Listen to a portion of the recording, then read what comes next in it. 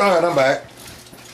Tell you a little bit more of Ron's life story. I guess this will be life story number 2. Alright, I've took me and Katrina's done had a fight about Renee. I've told her that I'm tired of her crap. She don't straighten up. She's gone. She's out of here. I can't let her come between me and my kids. Well, like I said, it gave her a reason to hate Renee even more. The next day, we fight again over this. And I'm just so tired of it. So tired of the fighting. Well, let me back up. Told you I put my pistol in my locker at work. Okay. A week before this, Katrina comes to the work, bring me my supper one night. Sits down to eat supper with me. One of the officers comes in and says, "Hey, can I borrow a fork?" And I said, "Yeah, just get one out of my locker." You know, I had a bag of forks in there, plastic forks. Well, he reaches in there to get a fork and looks around a little bit, and instead of finding the forks, he finds my little Hi-Point 9mm. And he brings it out, pulls it out, you know, out of my locker and says, "What's this?" And I said, "It's mine. Put it back. Leave it alone. You know, we're just kidding. I don't think no more about it." Katrina's much better now as far as, you know, not trying to hurt herself. And I just don't think anything else about it. He puts it back in and everything's good. Okay, now, so Katrina sees that I have, there's where my pistol is. Never crossed my mind. So anyway, rocks back forward a week or two. Can't remember, it's been quite a few years now. But we have this fight the next day about me telling her, you know, I'm tired of her shit. I had a bunch of hay I had to unload. So I just go outside after the little bit of fight. She's mad, she's packing her shit, she's leaving. She hates me for, you know, all this crap. And I'm just tired of dealing with it. I go outside, start putting a hay fork on the tractor so I can unload some hay. And she comes out there quite a bit calmer than she was, and comes to me and says, "Hey, I'm going for a drive. I'll be back in a little bit." And she's done that before, go for a drive and chill out. And I said, "Well, hey, you know, drive careful. Don't take it out on nobody else just because you're mad." And she leaves. I don't think nothing else about it. I'm just glad she's out of here and it's peaceful and quiet. I'm going to unload my hay. So I got like 12 rolls of hay I've got to unload off the trailer and go put in the barn. So I'm doing this, unloading my hay, and lo and behold, I don't know it, but I probably 30, 45 minutes later, I guess, I get a call, but I don't hear it. Tractor's running, I don't hear my phone ring on me. And so I never even know it. I'm putting hay in the barn, all of a sudden my fire department pager, I was a volunteer fireman. If anybody's ever heard a fire pager go off, it's very loud. Got a high squeal tone to it, goes off. Well, it catches my attention. I hear it over the tractor. So I shut the tractor off and listen, and it's one of the day shift dispatchers at the time setting off the tone saying, "Hayville Fireman, Ron Alexander, PX, Hayville Dispatch." So I give him a call, pick up my phone to see I've got some missed calls from Katrina. But I call Randy first, and he's the daytime dispatcher. And he says, "Hey, you need to get to your house. I got an officer headed to your house." I said, "Why?" He says, "Your wife has called, and she says that she has shot Renee. And she's coming back home." I'm speechless. I mean, what? I just get off the tractor. I'm at the barn at my dad's, and I just walk up the hill towards the house. I'm in this biggest daze. I don't know what's going on. This can't be real. And I meet my dad walking down, and I tell him that Daddy, can you take me to the house? You know, I just got a call that Katrina has shot Renee. He puts me in his truck and takes me out to the house. And about the time I get there, I see the officer pulling up. My phone rings. It's Katrina. She's freaking all out, crying, saying, "Ron, I'm sorry. Forgive me. You're gonna be so mad at me." Oh, what are you doing? It's just, I've shot Renee. I've killed Renee. I said, "Where'd you get a gun?" You know, out of your locker. I got your key off your key ring, and I went and got it out of your locker. What? You did what? Where you at? She tells me where she's at. She's about halfway between the two places, between our residence and Renee's. Says I can't go no further. Cop pulls in about that time. I tell him where she's at. I tell her. I said, "Where's the pistol?" She says, "I got it right here." I said, "Put it on top of the car. Just set it on the top of the car. Get back in the car. Put your hands on the steering wheel. We'll be right there." So me and the police officer, we drive over there, 2 miles from the house. There she is, sitting there in her car, gun on top of the roof. She's crying like crazy. You know, I'm sitting in the car. I'm listening to stuff on the police radio as we're getting over there to them. They've got a chopper headed to Renee's house. You know, it's a good sign. They got a chopper headed there. They must think she's still alive, you know.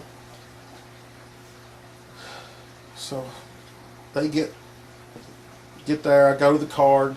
I get Katrina out. She's a basket case.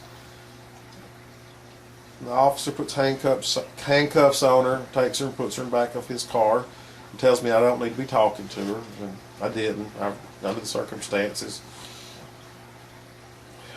Well, now, this is about 2:30. School's getting out in 30 minutes. My little girl's on the bus, you know, and I get a call from the school. It rocks on. There's a little bit goes on, but it's almost time. It's time for the bus to leave the school, and I get a call from the school telling me that, hey,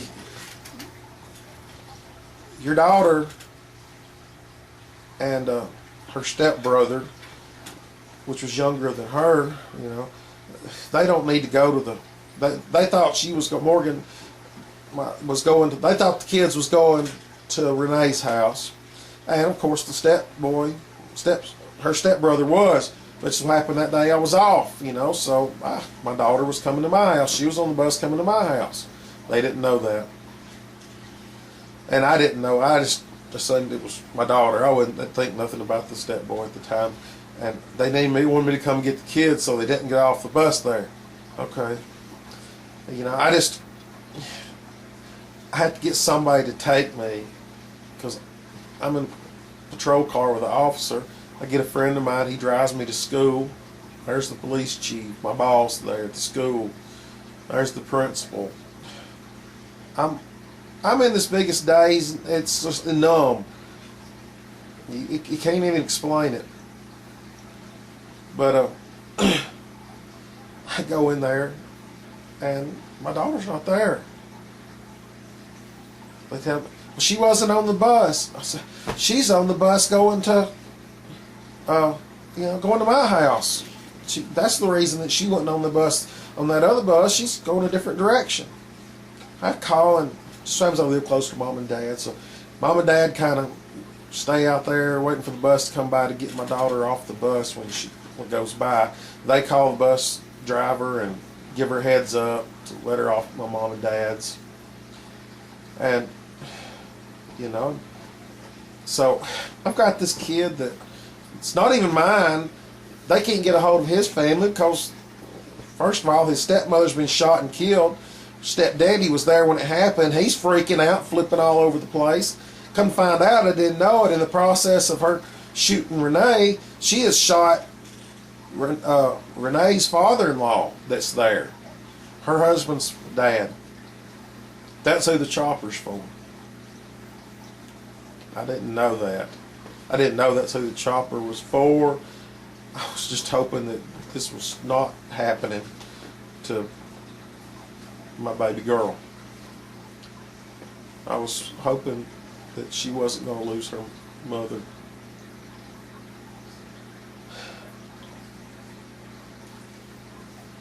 I take the boy to my nieces because I ain't got no business taking care of their son, especially under the circumstance.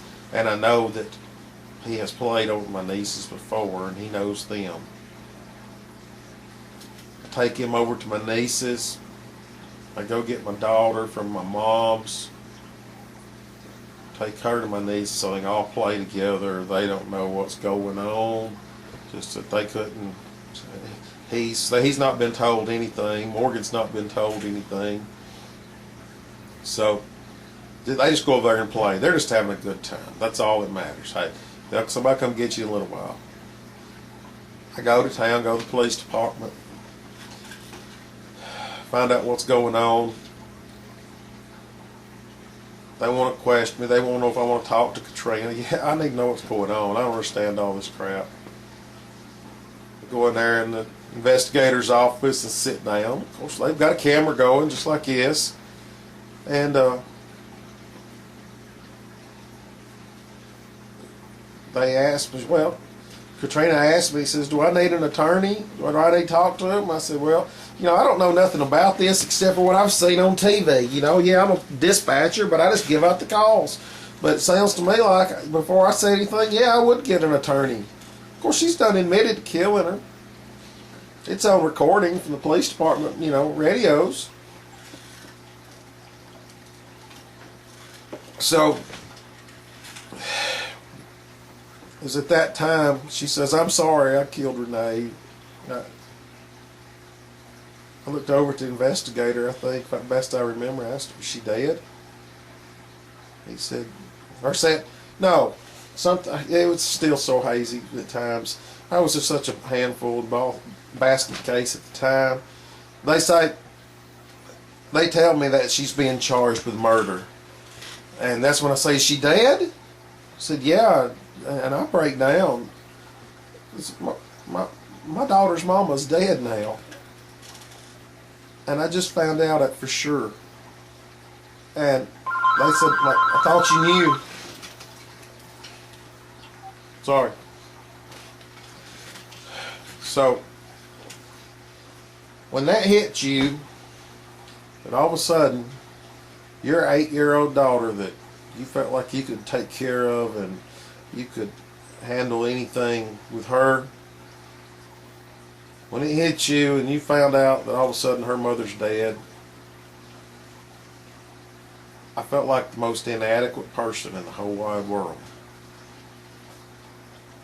I felt like there was no way I could do this on my own. And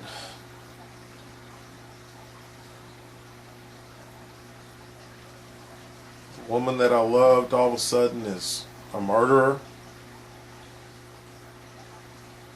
And the woman that my daughter loved more than anybody in the world, I guess, was dead. All because of hatred and stupidity.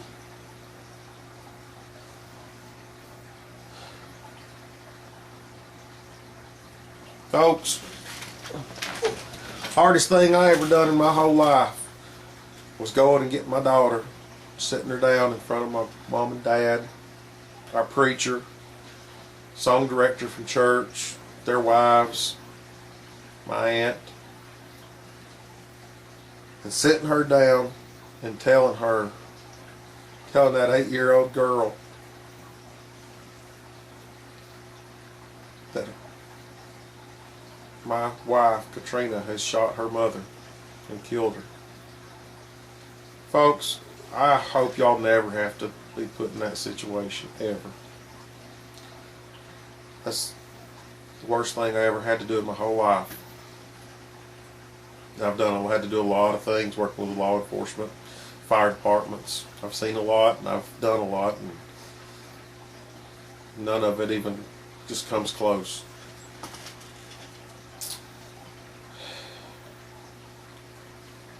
I can still hear her crying now.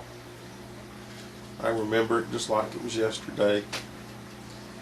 That part, it killed me. God, it killed me so bad. And there was nothing I could do to take the pain away.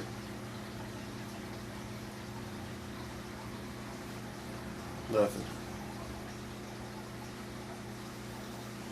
From that moment on, well, let me pause it right here and I'll be right back, okay?